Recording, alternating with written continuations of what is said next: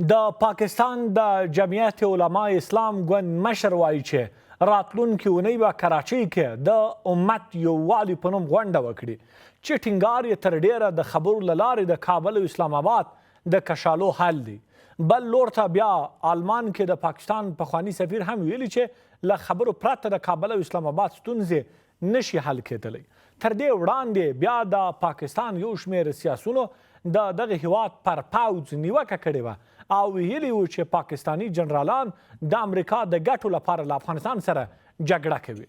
له دې ټولو سره د کابل او اسلام آباد ترمنځ د سوداګریزو لارو تړل کېدو سره پاکستان 4.5 میلیارډ ډالر زیان کړی او باوردار چې د پوځ د پالیسۍ پر وړاندې د خلکو راپورته کېدل هم تر ډیره له همدې امله دي.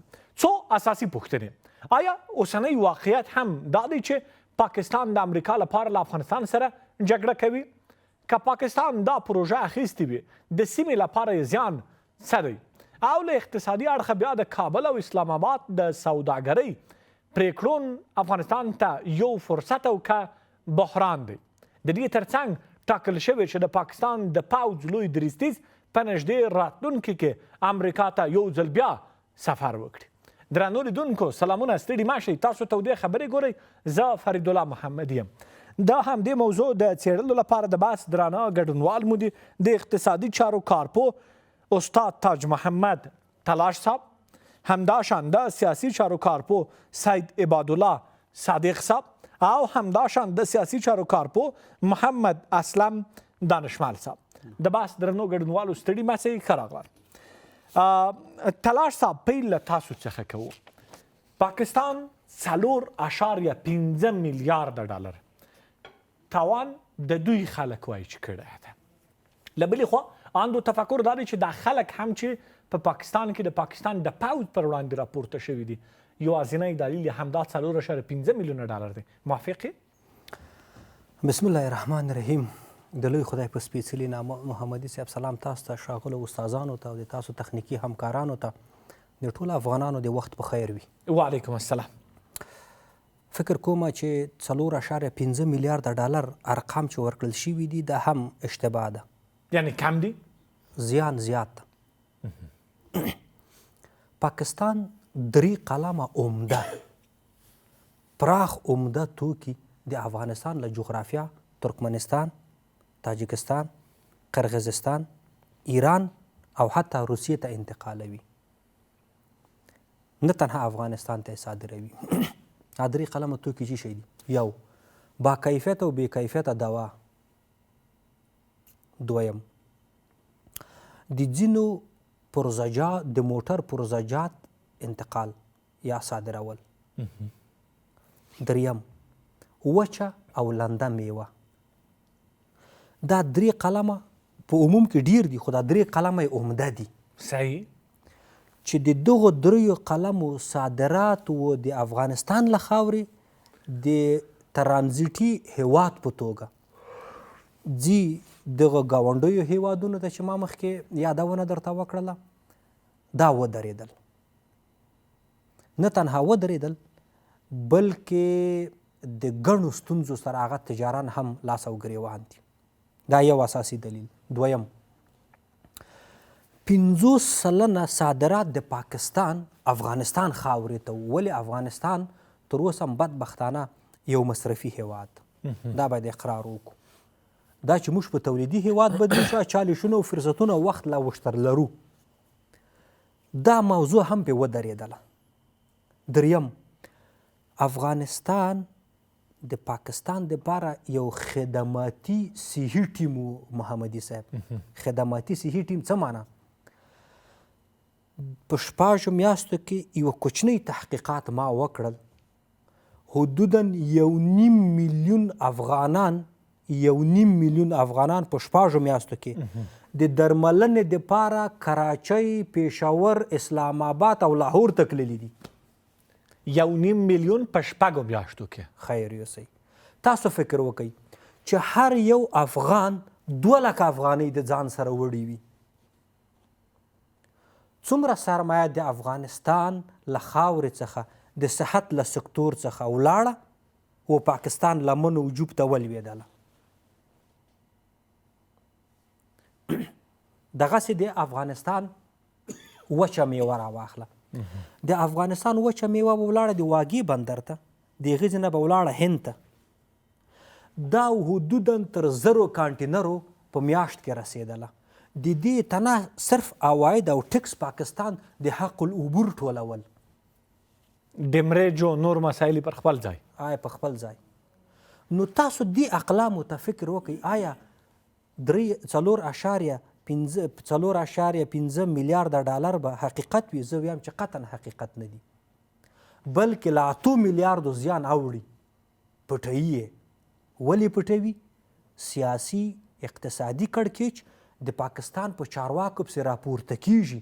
کله چې راپورته سول، نړیواله محکمه او سیمه ییزه محکمه چارواکي ټول محکمه کوي، لکه عمران خان چې اوس بندي د ټول به بندیان کیږي او قانون او سزا به پې تطبیقیږي. دا یو ډول اقتصادي ظلم ده.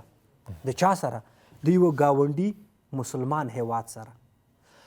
دوی په ټول د تاریخ کې محمدي صاحب داسې محاسبه لکه اوس چې کوي له داسې کړکېچ او محاسبې سره نه و مخ سوي. څنګه به یې کول؟ دوی ډېر عجب اقتصادي سیاست له موږ سره لوبوای. موږ تاسې د جمهوریت نه را په دې خوا په دې بحثو باندې روان یو او په ځلو ویلي دي چې ګورئ د پاکستان اقتصادي پالیسي اقتصادي نه ده، بلکې د پوځ پالیسي ده، بلکې نظامی پالیسي ده. په هیڅ نړیوالو او سیمه ییزو قوانینو اصولو ولاړه نه ده، تر شا امریکا پسې ولاړه ده چې څه رقم سیاست اقتصادي لوبوي د هر هیواد سره یې ولوبوله. 20 کاله دا کارونه وکړل. ګوره څو دښمن یې ځان ته پیدا کړل. په 2 دقیقو کې دا بحث را لنډوم. که بیا درته راسم څنګه به یې، ځکه د دوی وخت بیا نیول کېږي. صادق صاحب، د پاکستاني سیاسونو څرګندونې څومره د پیښې اصلي واقعیت روښانه کوي؟ بسم الله الرحمن الرحیم. قدرمن محمدي صاحب، تاسو ته ډېرو قدرمنو استادانو ته، د طلوع ټلویزیون لیدونکو اوریدونکو ته سلام او درناوی. وعلیکم السلام. یقینا لکه څنګه چې پوښتنه تاسې د محترم استاد نه وکړله، په اقتصادي اړخ باندې استاد رڼا واچوله. زه به یې دغه سیاسي اړخ باندې خبره وکړم. دې کې شک نشته دی چې سیاسونو د پاکستان دا خبره درک کړله چې د افغانستان سره په 50 الا تر 80 کالو پورې پاکستان همیشه کوشش کړی دی چې سیاست یو طرفه ولوبوي او د دې یو طرفه جادې په نتیجه کې خصوصا د وروستني 40-45 کاله دوی همیشه کوشش کړی دی چې افغانستان باید د دوی د تاثیر لاندې وي، هم په اقتصادي لحاظ، هم په سیاسي لحاظ، هم په نظامی لحاظ باندې. او هغه په دې معنی چې غوښتل خپل عمق د ستراتیژۍ ته ورسیږي. مثلا دا چې د افغانستان کې چې کم سیاسون راځي، کم چارواکي راځي، کم حکومت راځي، ولو کار حکومت دی، که هغه جمهوریت دی، که هغه ډیموکراتیک حکومتونه رال او یا هم مثلا اسلامي حکومتونه رال، ورپسې امارت راغی. د دوی غوښتنه همیشه دا وه د افغانستان د چارواکو څخه یو څه ناڅه مرسته خو د دوی سره کړې ده. مثلا ضیاء ورکړی دی، د جهاد دپاره فرصتونه ته برابر کړي دي، مهاجرو سره یې مرستې کړي دي، کمپونه یې ورکړي دي. په یو شکل د اشکالو کې په 100 کې 5% یا 10% د مهاجرو سره او مجاهدینو سره مرسته کړې ده، خو د مرستې په شکل کې یو څه ور وړاندې کړي دي. پناه مو درکړې ده. دا ټول هغه څه دي چې د پاکستان جنرالان، سیاسون، حتی مذهبي ګوندونو مشران هم دا خبره یادوي. خو راځو دې ته چې پاکستان سیاسون یقینا چې په دغه څه کې وغولیدل، هغه په څه کې وغولیدل؟ په دې کې چې همیشه سیاست د وخت په بنیاد باندې نه دی ټاکلی. فکر یې کړی دی چې دا 40 کاله چې مخکې کم سیاست و یا 20 کاله مخکې کم سیاست و، هغه باید همغه شانتې د امارت سره وچلیږي. امارت باید د دوی حلقه په گوش غلام وي. دوی چې څه وایي هغسې باید وکړي. که دوی وایي چې ملکونو سره د ارتباط په کم بنیاد وساته، دی باید په هغه بنیاد وساتي چې د پاکستان خارجه چارو وزارت یې ورته وایي، د پاکستان پوځ یې ورته وایي. دوی چې کومه خطکشي کوي، دوی چې کوم کرښې وباسي او دوی چې کومو نکاتو ته اشارې کوي، د افغانستان چارواکي، د افغانستان سیاسون، حتی د افغانستان پوځ باید د پاکستان د اشارو مطابق عمل وکړي. تاسې ولیدل کله چې اسلامي امارت قدرت ته ورسېده او دلته فیض حمید راغی او هغه یو کپ پیاله چای دوی ته ډېره درانه تمامه چې اسحاق ډار پر دې باندې اعتراف یې وکړ. خو هغه یو پیاله چای که چېرته په اخلاص باندې تا دا څکلی وی او نیت دې سم وي موږ ګډانو ته هم تیار یستو، موږ درته اوښان هم حلالوو، موږ ښه ښایسته قابلي پلو هم خلکو ته ورکولی شو. زموږ تاریخ د میهمان نوازۍ دی، زموږ د میلمه نه سر قربان دی، موږ پې حکومتونه خاورې کوو. څه دپاره؟ د میلمه دپاره. خو چې ته کله د میلمه په زړه کې راښیي، کله د میلمه په زړه کې نیت بد وي، هغه نیت بیا ده ته رسیږي. انما الاعمال بالنیات، ستاسې نیت تاسې ته ورسېد، زموږ نیت موږ ته ورسېد. اوس هغه یک طرفه جا ده، یو طرفه جا ده چې تاسې د افغانستان په تړاو باندې د بین الدول اصولو باندې په مخ وړ او فکر هم کوو چې افغانستان سره باید تل مدام په یو طرفه جاده باندې مخکې لاړ شو. کله چې امارت دلته خپل اقتصاد محور سیاست اعلان کړ، موازی سیاست اعلان کړ، او د متقابلو ګټو او د متقابل احترام په بنیاد سیاست اعلان کړ، نو دغه تقابل دوی فکر وکړه چې دا څه ډول سیاست شو، دا خو ما چې څه غوښتل هغه اوس په افغانستان باندې نه پلي کیږي. نو په دې خاطر باندې دوی اوس سرګردان هم دي، د دوی سیاسیون چې اوس دوی ته څه وایي، د دوی په اوس ماغزه کار نه کوي چې هغه افغانستان چې ما غوښته چې زما ماتحت وي، زما د امر لاندې وي، زما د ستراتیژۍ په بنیاد باندې وچلیږي، هغه څنګه نن زما سره د بین الدول اصولو په بنیاد باندې او د بین الملل اصولو په بنیاد باندې د دوه ګاونډیانو د اصولو په بنیاد زما سره تعامل وکړي، دا اوس هغوی ته د منلو نه ده. مننه. دانشمل صاحب، پاکستان کله دې لارې پروژه ترلاسه کړې وي، هغه څه چې د پاکستان سیاسونو ویلي دي چې د پاکستان حکومت پروژه اخیستې ده، ستاسو په رنګ باندې پاکستان باندې د پروژې په تطبیق باندې د امریکا هدف څه دی؟ بسم الله الرحمن الرحیم. سلام محمد صاحب، تاسو ته درنو د بحث ګډونوالو دوستانو ته او خوږو وطنوالو ته وعلیکم السلام. که وکتلی شي له ډېر وخت نه پاکستان په دې سیمه کې پروژه‌یي سیاست مخته وړی. دا یوازینۍ اوسنۍ خبره نه ده چې پاکستان دغه پروژه اخیستې وي. امریکا او غرب په ټوله کې دا په دې سیمه کې د پاکستان پوځ چې رامنځته کړی او د پاکستان په نوم چې یوه جغرافیه رامنځته کړې دی، هغه د همدې دپاره رامنځته کړې چې په دې سیمه کې خپل ستراتیژیک اهداف ځای په ځای کړي او هغوی ته د رسېدنې لپاره یو قوت ولري چې په اسانۍ سره وکولی شي چې دغه خپل هدف ترلاسه کړي. پاکستان هر وخت دپاره د غرب پروژې دلته تطبیق کړي دي، عملي کړي دي. اوس هم پاکستان یو پروژه اخیستې دی، هغه پروژه دقیقا دا دی چې موږ بار بار د دې خبرې یادونه کړې ده چې دا د چین د اقتصاد نه په ویره کې ده. په دې سیمه کې د چین د اقتصادي پراختیا د مخنیوي لپاره، د روسیې د سیاسي پراختیا د مخنیوي لپاره او په دې سیمه کې د چلنجي سیاست د رامنځته کولو لپاره، تر څو هغه د ابرقدرتونو په سر کې چې امریکا دی په همدې مقام او منزلت باندې پاتې شي او په ټولې نړۍ باندې رهبري ولري. یعنی یکه تازي غواړي د دې لپاره په دې سیمه کې دغه حالت رامنځته کوي. دا یو ستراتیژیکه سیمه ده، ځکه که چېرته د دې سیمې هیوادونه په یوې ګډې سیاسي او اقتصادي اجماع کې سره یو ځای کېږي، نو بیا دلته د امریکا اهداف په اسانۍ سره نه ترلاسه کېږي. امریکا اهداف په باندې دلته چاړه راښکلی کېږي.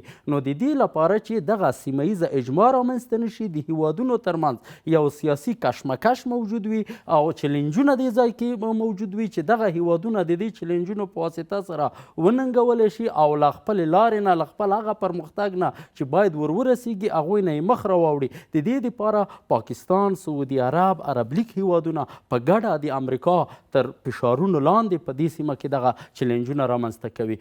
او بل د دې سیمې د هیوادونو هغه سیاسي رونق هم په دې شکل سره نه دی روان چې هغه د یو بل ته په متقابل احترام باندې استوار وي.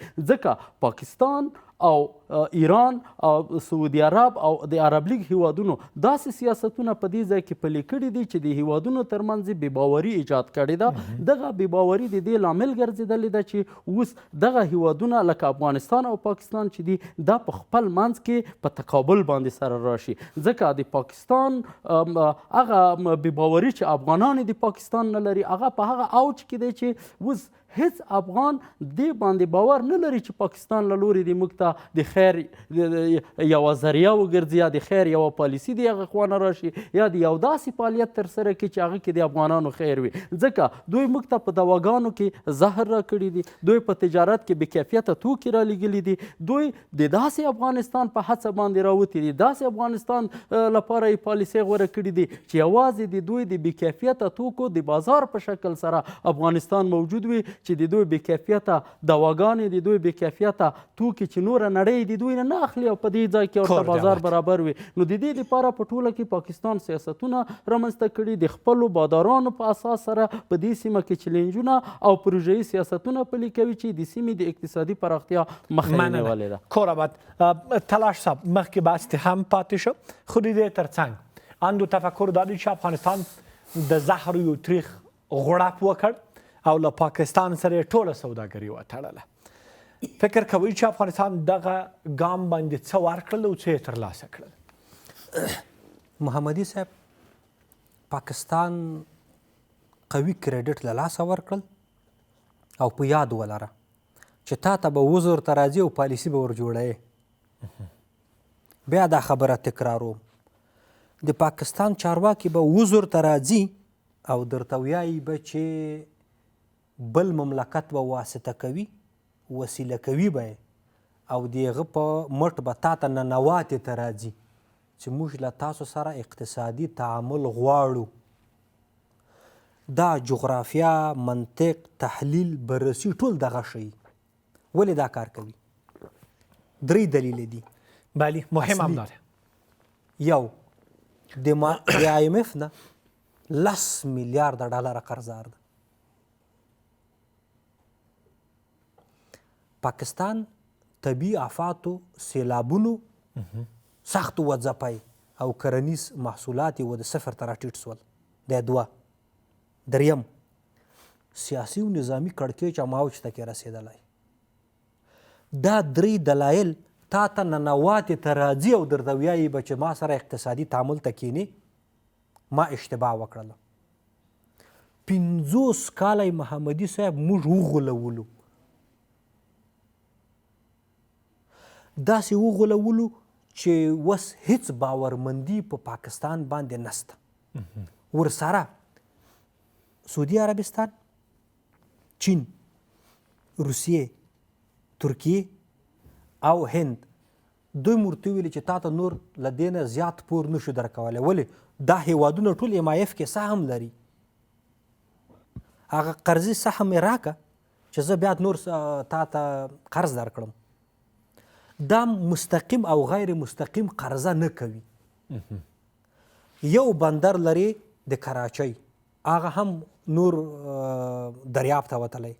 چیرته یې انتقالوي اموال دی؟ په کومه خوا ځي؟ چا سره؟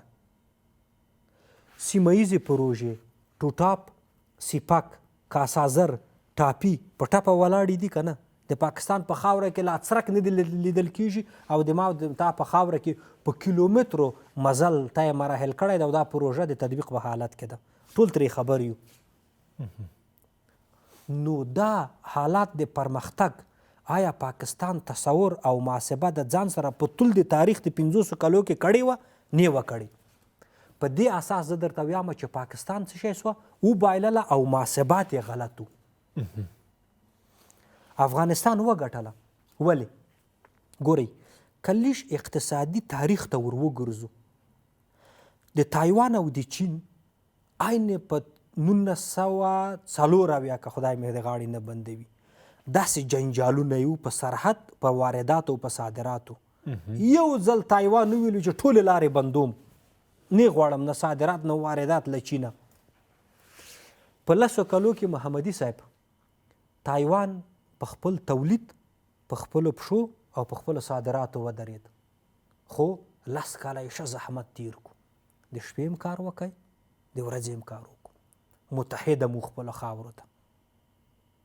بالاخره د یوه اوږدمهالې د یوې پیړۍ د احتیاجات او محتاجات څخه ځان وایست. چې اوس موږ له همغې وضعیت سره مخ یو. دقیقا هغه تاریخ تکراریږي. تاریخ ګوره تکرار کېدونکی ده. که څوک وایي چې نه تکراریږي فکر کوم اشتباه کوي. تکراریږي. مشابه ورته پدیدې او محاسبات او ایډیالوژیګانې او ورسره سیاستونه رامنځته کېدای شي. نو په دې اساس باندې محمدي صاحب پاکستان ډېر سخت ستونزو سره لاس او ګریوان ده. حتی په پټه ډیپلوماټیکه توګه غواړي چې د اسلامي ګاونډیو هیوادونو سره افغانستان ته د تعاملاتو سره ننوځي. ولې دوی د اسلامي هیوادونو ته په دا خاطر چې مذهبي او دینی او اسلامي ایډیالوژیان هم سره یو دي دا نقطه د فشار ګرځوي.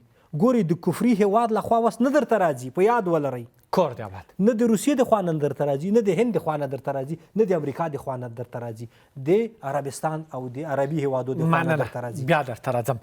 صادق صاحب، سیمه په یو ډول د تلاش صاحب د خبرو مطابق د پاکستان مخالفه ده، ځکه ویل کېږي پاکستان د امریکا سره جوړجاړی کړی دی، هند نه غواړي، چین نه غواړي، روسیه نه غواړي، ایران هم نه غواړي.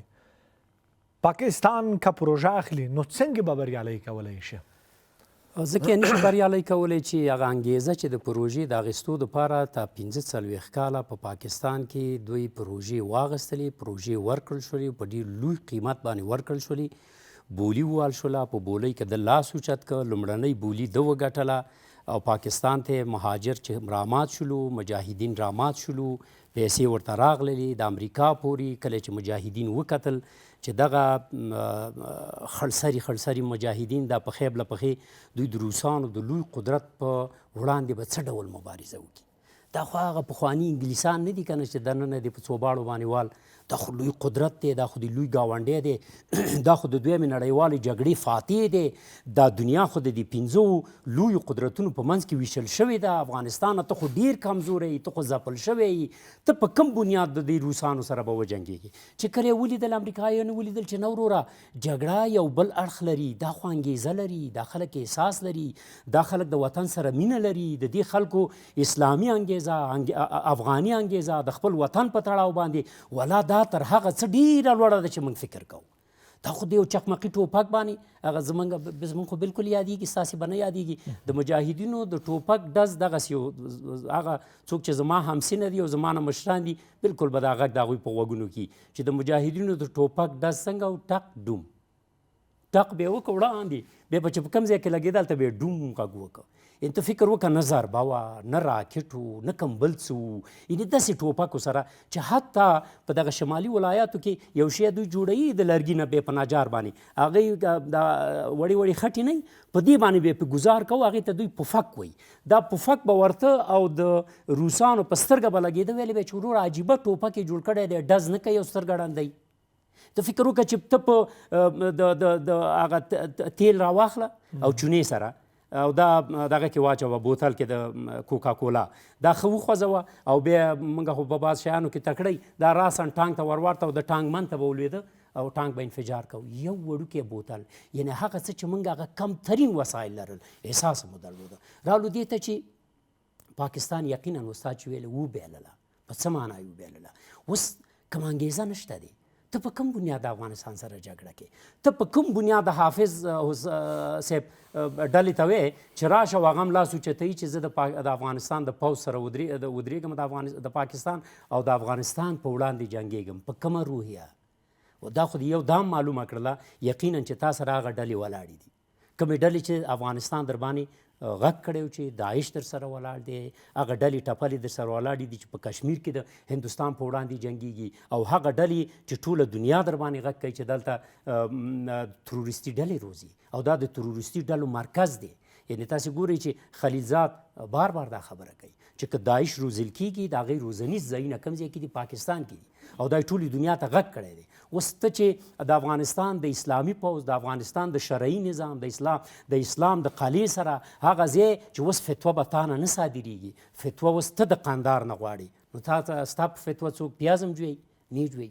لهذا ته به وسله لري، ته به ټانک لري، ته به توپ لري، ته به ډېر څه لري چې زه نه لرم، خو یقینا هغه څه چې زه لرم هغه بیا ته نه لري. هغه څه دي؟ هغه زما سره فتوا ده، هغه د جهاد فتوا ده، هغه د اسلام فتوا ده، هغه د اسلام دپاره جنګ دی، د وطن دپاره جګړه ده او د مسلمانانو یووالی دی. تاسو چې مخکې په خبرو کې اشاره وکړله چې زه به دې خبرې ته وروسته راشم د میلمه وخت. کور دی آباد. دانشمال صاحب، ټاکل سوې د پاکستان د پوځ لوی درستیز یو ځل بیا امریکا ته ولاړ سي. په تېر ځل هم چې تللي وو د باندو دروازو تر شا خبرې وسولې او خلک وایي، پاکستاني سیاسون وایي چې د افغانستان د جګړې پروژه یې واخیسته. دا ورته شی اخلي؟ دا خو کولی دلی شي تاریخ ته پام وشي امریکا د یو شي نه ډیره په نګرانۍ کې دی چې هغه د چین د یو لار یو کمربند پروژه ده ځکه د ابریخمو لارو تاریخ که موږ تاسو وګورو د ویما کتپزیس په نوم یو پاچا په د باګرام کې واکمني درلوده چې هغه د ابریخمو لار ساتنه کوله او د ده په ولکه کې وه په هغه وخت کې چین غوښتل چې دغه لاره خپله کړي چې بیا یې د جنګونو وروسته ویما کتپزیس ته په دې ساحه کې ماتې ورکړه او د دې لارې کنټرول یې واخیسته د دې لارې نه یې وکولی شول چې د روم تر امپراتورۍ پورې ورسیږي تر هغه ځایه پورې چینایان ورسېدل اوس چې د یو لار یو کمربند پروژه یې شروع کړې ده د دې نه امریکا په ویره کې ده که چېرته د افغانستان د واخان د دهلیز له لارې چین افغانستان ته داخلیږي نو په ډېر کم وخت کې به د اروپا تر بازارونو پورې چین ورسیږي چې دغه اقتصادي پراختیا امریکا خوب آرام کړی امریکا ته یې چیلنجونه راولاړ کړي دي د دې دپاره تاسې ګورئ چې په چینایي وګړو باندې په تاجکستان کې چا برید وکړه د چا په فرمایش یې وکړه څه یې غوښتل دوه هدفونه یې دلته درلودل یو دا چې چین ته وښیي چې په هر ځای کې د څارم دوهم دا چې د افغانستان او د تاجکستان ترمنځ هغه تعامل چې کوم شروع شوی دی دې ته زیان ورسوي موږ همغه وخت کې هم غږ وکړه چې په دې سیمه کې د پاکستان پوځ پروژهیي سیاست همدغه هغه دي دا څرکونه دي چې راڅرګندېږي یو خواته د چین سره یو ډول رابطه ساتي بل خواته د چین په مقابل کې د امریکا نه پروژې اخلي دا د پاکستان هغه د پوځ اصلیت همدا دی نو ځکه خو دوی د نړیوال تعادل له لاسه ورکړه کله له چین سره ملګرتیا زیاته شوه امریکا ورباندې بې باوره شو کله چې د امریکا سره ملګرتیا زیاته شوه چین ورباندې بې باوره شو خو کله چې بیا عمران خان له روسیې سره ملګرتیا پیدا کړه بیا دغه د قدرتونه ټول ورباندې بې باوره شول هغه حالت چې پاکستان دغه یو لاس کې اوبه او بل لاس کې اور ساته هغه ورنه مات شو د دې په اساس سره اوس پاکستان حیثیت دې ته رسېدلی دی چې دغه ملکونه خپل هدف دپاره هغومره استفاده ورنه کوي چې څومره ضرورت ورته لري دا ځل که امریکا ته ځي که امریکا ته د پوځ مشر ځي دا به ورته خپلې نګرانۍ هم وړاندې کوي او د هغې پروژې په وړاندې چې په دې سیمه کې اوس چیلنجونه ایجاد شوي دي یوه سیمه ییزه اجماع د رامنځته کېدو په حال کې ده روسیه امریکا روسیه چین او هندوستان دې ته متوجه شوي دي چې پاکستان حکومت د خپل بادار د خوشحالولو لپاره څه کوي هغوی ته توجه په اساس سره اوس دا پروژه له ناکامۍ سره مخامخ دی په نوو لارو چارو باندې غور کولو دپاره به امریکا ته ورځي کور دی آباد درنو لیدونکو اوس هم لنډه دمه لرو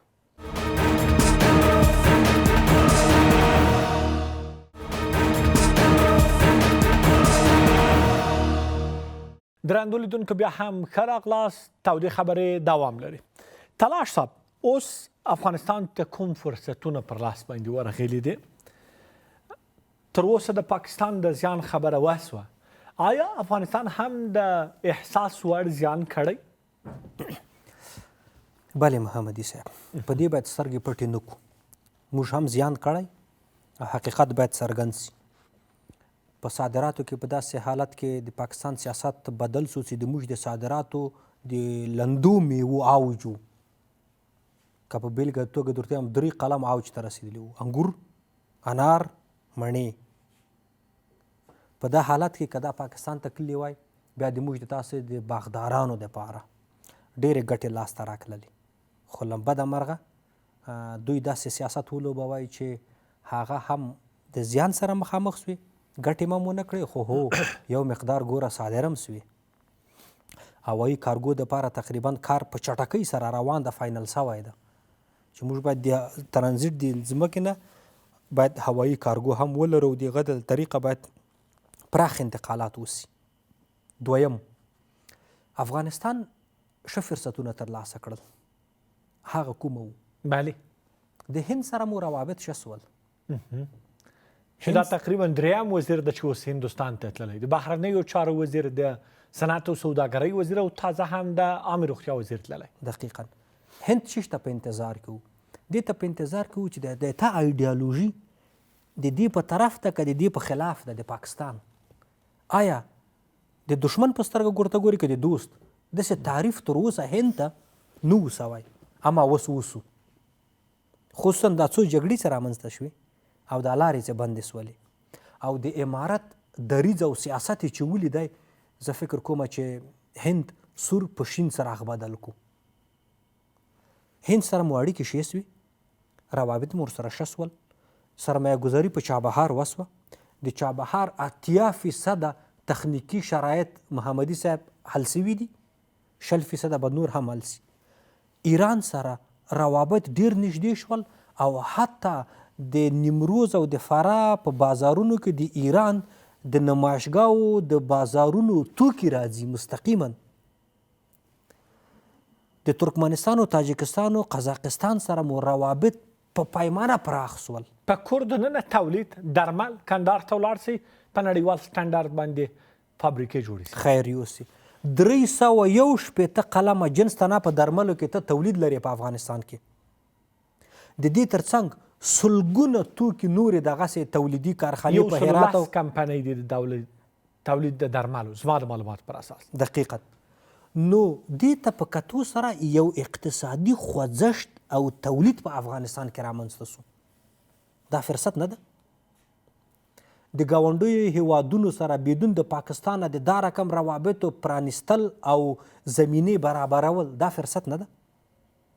د روسیې نه په پراخه پیمانه د نفتو انتقال و افغانستان ته او د بازارونو نرخ د پټرول او د ډیزلو اوس موږ تاسو وینو راټیټ شوی ده. دا یو فرصت نه ده؟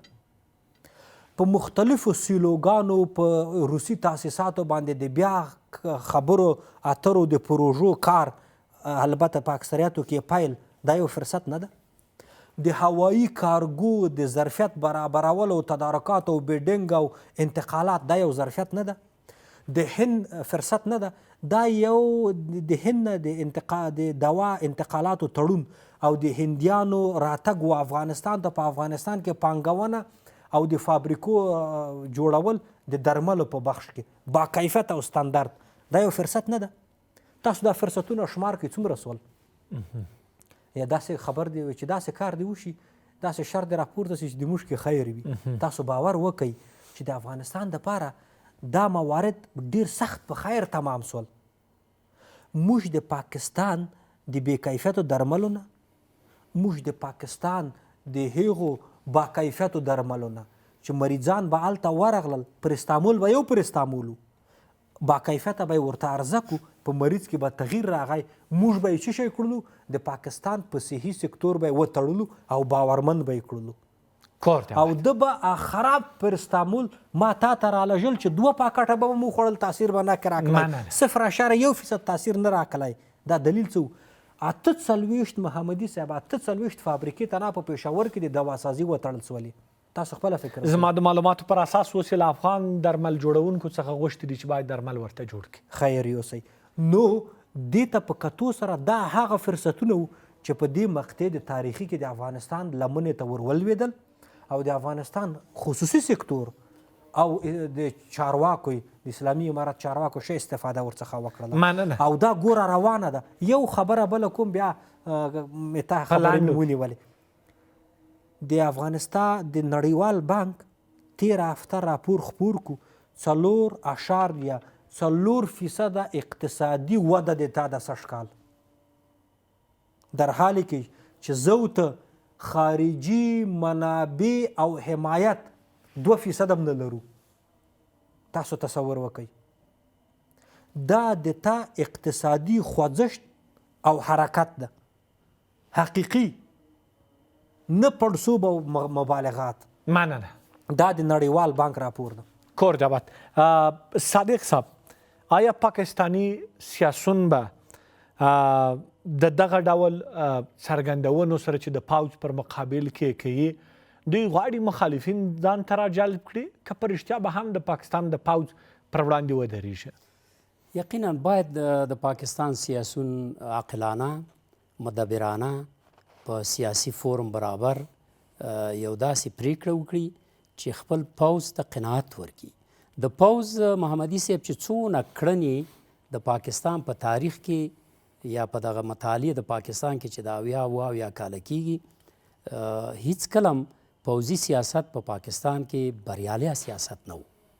په څه معنا تاسې وکتل چې کله دوی د زور نه کار واخیسته او د ایوب خان په اشاره باندې او د هغه په امر باندې بنګلادیش کې یا ډاکا کې چې څه پیښ شولو 2 ورځې مخکې هغه ورځ اوس لمانځل کېږي د 93 کوډ ډېر خطرناک کوډ هم دی نو 93,000 عسکر هلته هغوی خلص الا کړه دا خو عسکر خلص الا شوي سیاسیون خو نه دي خلص الا کړي هلته خو مظاهرې ونه شولې هلته خو په لکونو انسانان بنګالیان څه بندیان شولو څه ووژل شو څه هندوستان ته لاړل بالاخره پوزې ته راغله نو دا خو ستاسو مشرقي پاکستان و کنه ولې دې د لاسه ورکه سیاسونو د لاسه نه دی شوی د پوځ د لاسه شوی دی د پوځ سربراز څوک وایي که جګړې ته زړه کېږي ولاړ سي کشمیر وګټئ دا ښه خبره ده که جګړې ته زړه کېږي خو زه لاړ شي کشمیر وګټئ اوس تاسې په افغانستان څه کوئ افغانستان خو یو آزاد هیواد دی اوس دا ازادي چیرته داسې ازادي نه ده هغسې چېرته د وړو هیوادونو نه یا داسې د یو چا د خېټې نه راوتلی لکه د پاکستان غوندې نه وروره دا ازادي افغانستان 115 کاله مخکې د انګلیسانو نه اخیستې ده بیا یې د روسانو نه اخیستې ده بیا یې د امریکایانو نه اخیستې ده دا یې په سرخندونو اخیستې ده دا یې په یو افغاني او اسلامي احساس اخیستې ده غواړو په خپل وطن کې آزاده زندگی وکړو غواړو چې د سیالانو سیال شو چې انشاءالله کیږو لکه څنګه چې ورته استادانو اشاره وکړه زه یو ټکي ته غواړم اشاره وکړم چې اول دا خبره مکمل کړم چې سیاسیون دې په دې باندې بالکل غور وکړي او د پوځ یو ګوشمالي دې ورکړي او دا تیر تاریخ دې ورته په ګوته کړي کشمیر سم څه وکړل په بنګال کې هم څه وکړل بالاخره په پاکستان کې هم سره څه وکړل پښتانه هم څونه د ناراضه دي او راضي دي بلوچان د نه څونه راضي دي او ناراضه دي ټول د پاکستان ولس ته نه څونه ناراضه دي دا ټولې کړنې ستا د پوځ د لاسه دي او اوس یو څو کرایي مولوي صاحبان راغواړي او د هغې نه فتوا اخلي هغه بیا ستا په شا ډبوي مخکې به خلکو د پیر صاحب او د مولوي صاحب او چې چا به پټکی لرو د چا به یو خرقه وه د چا به یو سجاده نشین و د هغې نه به خلکو بیعت اخیسته اوس مولوي صاحب پاڅېږي او د جنرال صاحب بیعت کوي عجیبه ده دونه نو سړی نه الټه کېږي د دوی په اصطلاح دونه نو سړی نه سرچپه کېږي چې تا هغه بیعت هم واخیسته سرچپه دې کړه بیعت خو خلک یو چا سره وکړي چې د بیعت قابلي ته د چا سره بیعت کې د چا په وړاندې کې د چا په وړاندې دا بیعت کې څو ځل دې کړی دی 3 ځل دې د هند سره کړی دی څه دې وکړل ما ته دې خوړلی ده که تا ګټلې ده خو تا ما ته خوړل ده تا خپل هیواد بایللی دی زه یو ټکي ته اشاره کوم او په لنډو کې چې ډېر ښه دی چې موږ د فلج حالت نه راووتلو موږ ډیپینډنټ حالت نه نور راووتلو په پاکستان ډیپینډنټ وو عام په غذایي لحاظ عام په سیاسي لحاظ عام په دوایي لحاظ عام په هر لحاظ موږ د پاکستان د یعنې داسې وو لکه د دوی چې په اوږو باندې بار شوي یاستو او چې څه ډکټیشن و د هغې د طرف نه کېده اوس موږ څه وشو اوس چې چاته ووایه که نه دا فلانی سړی ولا وایي فلج تقریبا 2 کاله یا 3 کاله اوس وایي څنګه شوی دی شکر دی الحمدلله اوس خوځېږي لاس او پښې خوځېږي اوس خپله ګرځي نو دا ښه خبره ده چې زه خپل ګټه مو سنجوم خپل تاوان مو سنجوم او دا کله کېږي ضرورت وي د ایجاد مور ده او ګټه په تاوان کېږي زه وایم چې افغانستان د سره ګټه نه ده کړې ټولې تاوان نه دی کړی عفه غواړم ټولې ګټه کړې ده ګټه یې په څه کړې ده چې خپل مټې وپېژنده خپل ماضي وپېژنده خپل هیواد یې وپېژنده کور دې آباد دانشمل صاحب د جمعیت علماء اسلام مشر ویلي چې په کراچۍ کې د امت د یووالي په نوم باندې یوه غونډه رابلي خو د دې غونډې هغه ډېر تاکید یا هغه مهم محراق به د افغانستان او پاکستان د کشالي حل فکر کوي چې د دې کشالي حل په کراچۍ کې ده د دې کشالي حل که دغه علما دغه کسان چې د پاکستان د پوځ تر سیوري لاندې هر وخت دپاره خپل سیاست دین هر څه یې د هغوی تر سیوري لاندې د هغوی په فرمایشونو باندې سرته رسولی دي دا هدف ته نه رسېدونکی دی ځکه که چېرته دوی خپل امن غواړي چې په خپله د کور دننه په مسایلو باندې دوی توافق ته ورسیږي نو په مستعمره پښتونخوا کې دوی ولې مفتي منیر شاکر شهید که دوی ولې مولانا خان زیب شهید که دوی ولې ګیلمن شهید که دوی ولې په پښتنو باندې ظلمونه کوي دوی ولې بې ګناه پښتانه ځوانان نیولي دي دوی ولې د مور او میرې چلند شروع کړی دی په پښتونخوا او د پنجاب ترمنځ که چېرته دغو مسایلو ته په حقیقي معنا سره دوی توجه وکړي او د دې ځپلو نه د دې پښتنو له وژلو نه د دې پښتنو له لوټولو نه د دې پښتنو له بندي کولو نه لاس واخلي یو څه آرامي به دلته راشي ګوره هغه دیني عالم چې د پاکستان د پوځ د پاکستان د قانون مخالف ده ورته وایي چې غیر شرعي قوانین غیر اسلامي کړنې دي نه منم په دې خاوره باندې نور دغه طاغوت ته زه نه تسلیمېږم چې په دې خاوره باندې پروت دی له هغه سره ولې نه کینې خو یوازې کرایي فرمایشي یو څو دانې د پاکستان د پوځ تر سیوري لاندې په دې پلید سیاست کې ککړ افراد رااخلي په کراچۍ کې یې کېنوي هغوی نه ته د خپل خلاصون دپاره فتوا غواړي. اصلي خبره په دې ځای کې ده چې ته راشه هغه څوک چې دې ځپلي دي هغوی سره حساب وکړه. ولې دې ځپلی؟ علي وزیر ولې بې ګناه بندي ده؟ ولې د هغې کورنۍ اشخاص دي وژلي دي؟ صمد ولې بندي ده؟ حاجي صمد پښتون هغه څوک چې د قوم د بیدارۍ دپاره راپورته کېږي تا له هغوی سره کومه لوبه روانه کړې ده؟ دا زموږ په افغانانو باندې مستعمرې پښتونخوا باندې ولې ظلم کوي؟ په افغانستان کې د دغه جبر چې روان کړی و تر دې وخته پورې د جاري ساتلی و دغه جبر ته تو کوم نوم ورکوي؟ دغه جبر د لوډمیکالې په قانون کې تا ته واضح ده. دا ستونزه د جمعیت علما اسلام مشر د مولانا نه ده. دا ستونزه هغه د دې طرفداري کوي چې د لوډمیکالې قانون تر سیوري لاندې د هیرامنډي خلاصوي، د هم جنسګرایي د پکې خلاصوي. دې مسایلو ته د پام وکړي. اکثره ملت چې راپورته شوی ده هغه چې ورته وایي چې ته اصلاح شه، هغه دا ورته وایي چې په قانون کې ته څه کوې، واکونه چاته ورکوې، د څه په اساس یې ورکوې، ټولنیز ژوند ته په کومه کټګورۍ کې ګورې، له افغانستان سره دې څه کړي. دا دومره مسایل چې په دې شاوخوا کې راڅرخیږي دغه مسایل د دوی لاس د پاکستان د پوځ ګریوان ته ورپورته شوی ده.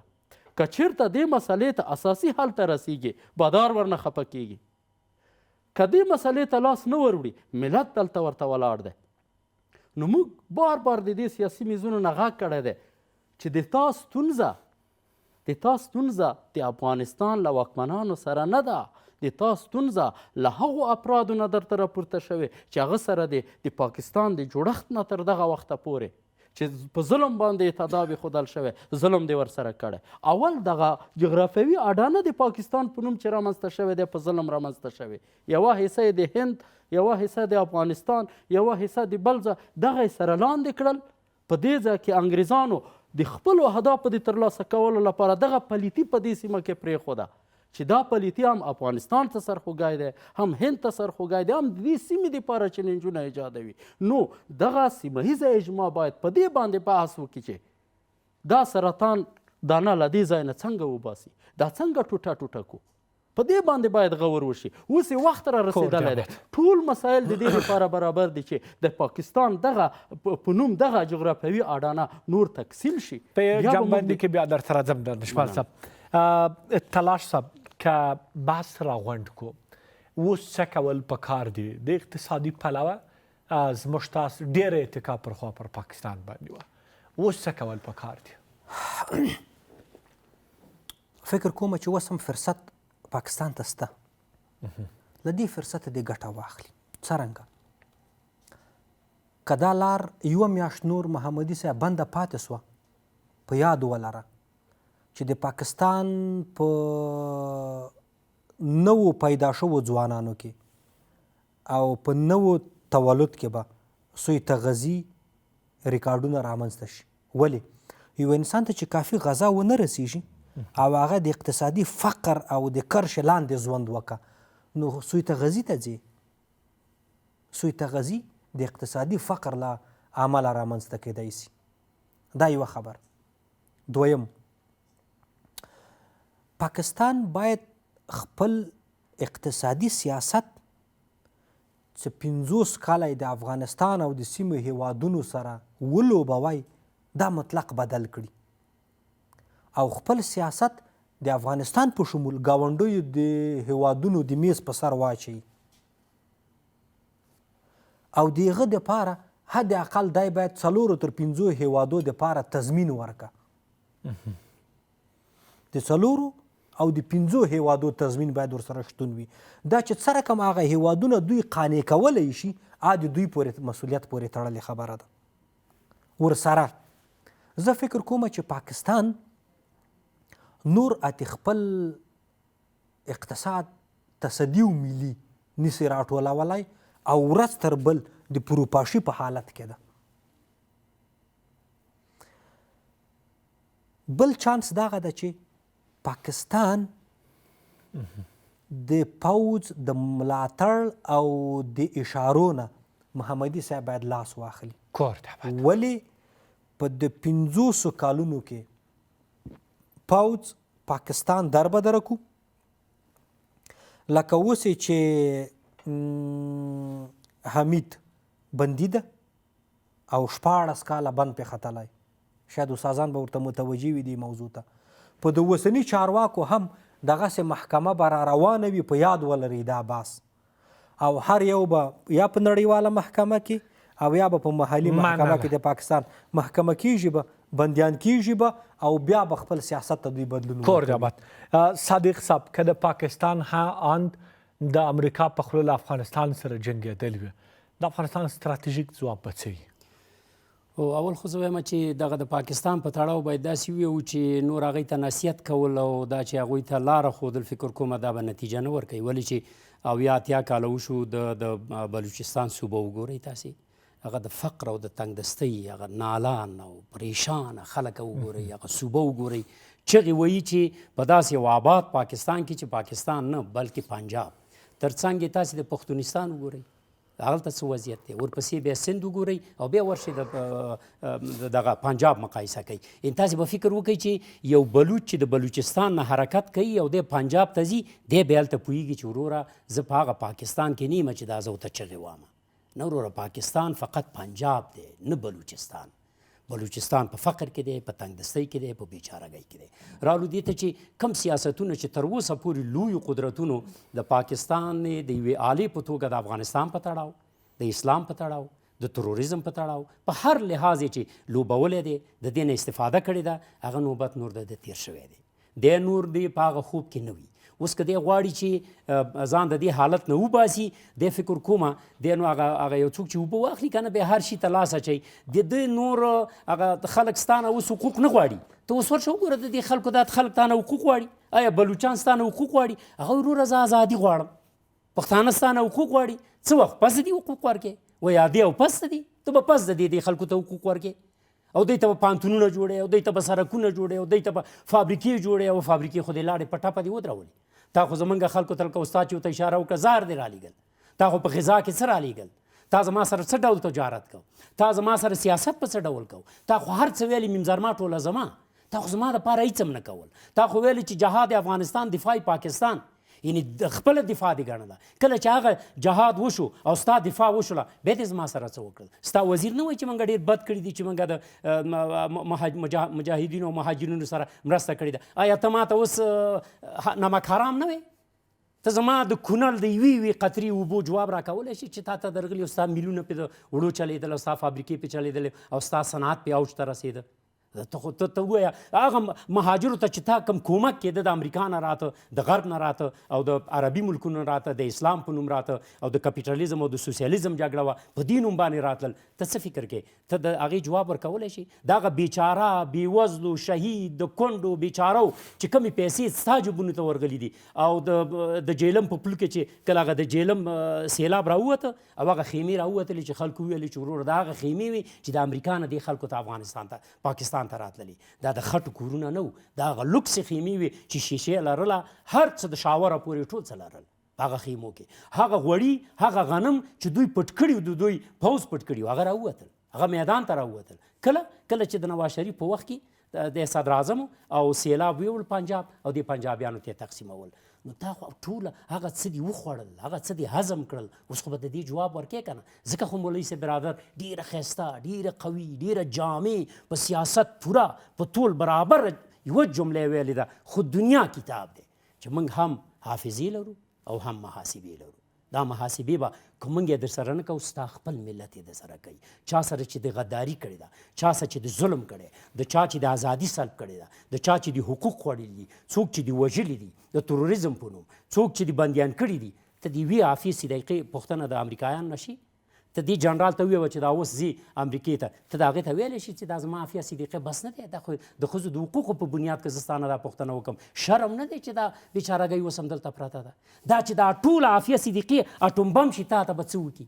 نه راخوشي کور دی نو ته چې د یوې تور سرې د جواب نه یې او د هغې پوښتنه نه شي کولی ته به د دغه 200 میلیونو خلکو څه جواب ورکړې او بالاخره ته به زمونږ جواب څه ورکړې د هېڅ چا د جواب نه دی فقط سیلاب اغستی دی او چې سیلاب اغستی هغه بیا مننه دانش مل صاحب څه کول پکار دي حل لاره څه ده یا څنګه کولی سو چې پایداره بدیلونه رامنځته کړو اول د افغانستان اسلامي امارت دولت ته پکار دی چې د کور دننه د صنعت او د پراختیا دپاره یو وسیع پلان رامنځته کړي څنګه کولی شو چې هغه د دوا د جوړولو فابریکې یا هغه ډونران چې د پاکستان نه د تیښتې په حال کې دي هغه موږ را کنټرول کړو او په افغانستان کې سرمایه ګذاري وکړي او دلته د کار دپاره زمینه مساعده شي اول په دې باندې یو وسیع پلان ته ضرورت دی چې کور دننه موږ په دې بحث وکړو یو بحث ایجاد شي او هغه هدف ته ورسیږو او بل دا دی چې د پاکستان غوندې هیواد سره د تقابل پالیسي چې په کومو اساساتو باندې روانه ده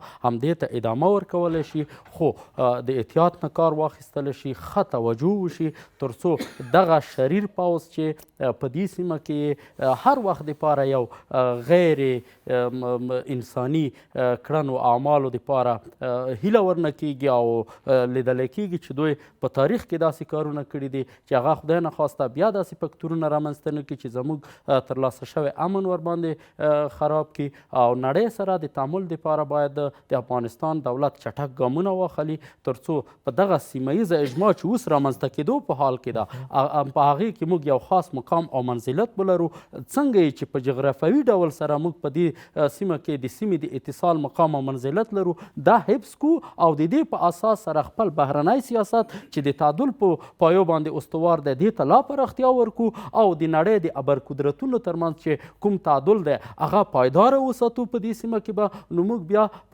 په متواتر ډول سره به په تاریخي ډول سره به له دې ستونزو نه چې دا 40 یا 50 کاله کېږي چې ورسره مخامخ یو له دې نه به راوتلي وو ځکه یوازینی حل لاره دا دی چې په خپلو کورنیو دندو باندې متمرکز پاتې شو کورنۍ دندې مو چې په ښه ډول سره سرته ورسولې په افغانستان کې د یو معقول سیاست هغه پیل چې سره کمته شوی دی دا پای ته هم په همغه معقول ډول سره ورسیږي نو زموږ داخلي سیاست به د دې باعث وګرځي چې زموږ بهرنی سیاست او په سیمه کې زموږ په دې سیمه کې زموږ موجودیت دا به نور هم یقیني کړي او دا به د بریالیتوب تر څوکو باندې پورې ورسوي نو د پاکستان سره د تقابل په پالیسۍ باندې مخته تګ او د نورې نړۍ هیوادونو سره اقتصادي لارو رغول دا زموږ دپاره تر ټولو مهم ټکي دي چې په اوس وخت کې باید په دې باندې متمرکز کور آباد د بحث درنو ګډونوال له تاسو ټولو یوه نړۍ مننه کور مو آباد چې زموږ بلنه مو منله درنو لیدونکو له تاسو خپل ټولو همکارانو په مننې زموږ د نن شپې تودې خبرې په همدې ځای پای ته ورسېدې تر بیا د خدای په امان